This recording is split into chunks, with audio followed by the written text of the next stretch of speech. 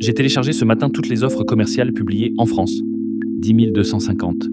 Et je leur ai posé une seule question, combien exige une expérience de commercial? 43,5% n'en exigent aucune, ni diplôme non plus. Presque une offre sur deux. Donc si votre CV ne passe pas, ce n'est pas parce qu'il vous manque de l'expérience, c'est parce qu'il est écrit comme une liste. Un recruteur ne lit pas un CV, il le parcourt en cherchant une direction. Une liste de postes répond à une question, où étiez-vous?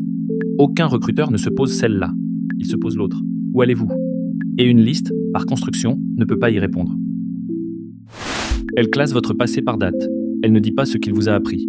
C'est exactement ça qu'on va réécrire. Regardez ce que fait l'œil d'un recruteur sur un CV en liste. Il saute de date en date, il ne trouve aucun fil et il s'arrête.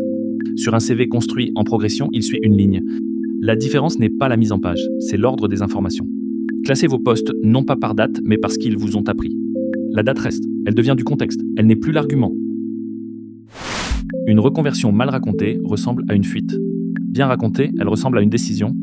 Et la différence tient en une seule phrase, toujours la même. J'ai fait ça pendant 8 ans, j'y ai appris ça, et c'est exactement ce que ce métier demande. 3 temps, le passé, l'apprentissage, le lien. Ce qui manque à presque tous les CV de reconversion, c'est le troisième. Sans le lien, votre passé est un handicap. Avec le lien, c'est votre seul avantage réel. Parce que personne d'autre dans la pile n'a exactement ce parcours-là. Maintenant, qu'est-ce qu'on écrit dedans? Sur les 10 250 offres, 2123 écrivent noir sur blanc les qualités attendues. 20%, les autres vous laissent deviner. Alors arrêtons de deviner. L'autonomie arrive en tête, 54,8%.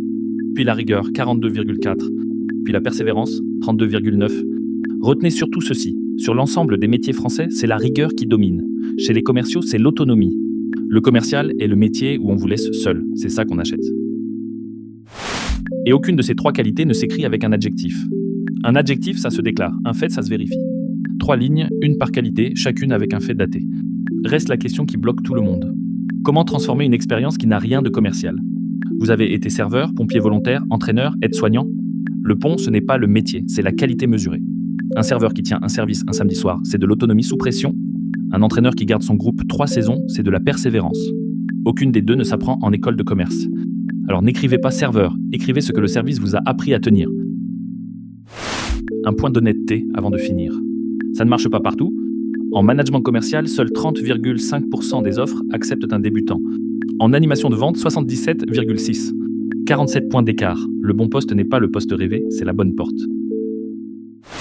Ces chiffres, je les ai calculés ce matin, ils auront bougé la semaine prochaine. Ce qui ne bougera pas, c'est que la moitié du marché commercial est ouverte à quelqu'un qui n'a jamais vendu. Et que presque personne ne le sait,